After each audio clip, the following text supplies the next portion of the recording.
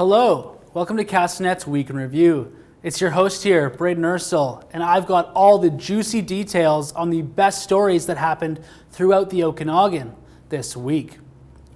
As the freeze and thaw cycle continues around the Okanagan, the Kelowna Fire Department took part in their annual ice rescue training in order to keep people safe. Start in by just putting people in the ice one at a time, getting them familiar with the ice, familiar with the suits. Then we evolve into just single person rescues. We have a reach, throw, go. If they're able to hang on to something, maybe a pike pole, a ladder, we'll reach out with them to that, get them to hang on to it, pull them out. If they're unable to do that, then we'll throw a rope to them, try to get them out with that. And if that fails or someone's been submerged for more than 10 to 15 minutes, we have a go rescue where we'll have our guys online and physically go in the water and hook them up.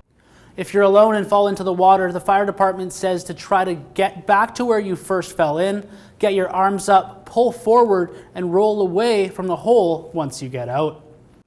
A 52-bed supportive housing facility in Vernon opened its doors to people in need this week, welcoming the first 20 people indoors and away from the cold. This facility is going to see people that are currently in the shelter finally having a place. Like, it's just fantastic. There's going to be people who've been living rough who will come directly into here.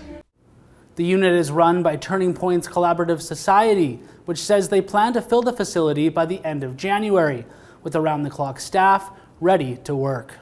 A Kelowna woman has turned her childhood hobby into a social media following and is now a Lego Masters champion after her big win on Season 3 of the Fox television series. I've been building Lego ever since I was a little kid. I used to build these giant Lego towers with my dad and then knock them over.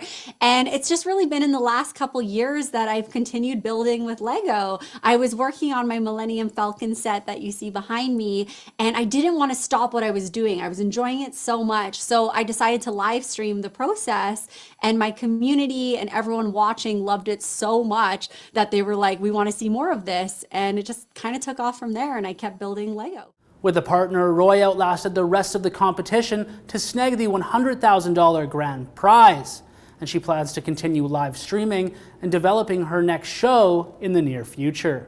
A discovery of old films, photos, and cameras has unearthed rare footage of the SS Sicamous sailing down Okanagan Lake 90 years ago in 1932. The Pop brothers were great friends of Lord Dunwater at Fintry Estate, so they traveled on the Sicamous a lot of times.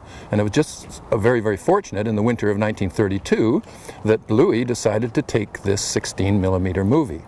We have since had it scanned and digitized, as you can see. Over 300 historical films were donated to the Society, which will eventually be revealed to the public as they continue to comb through some unique Okanagan history.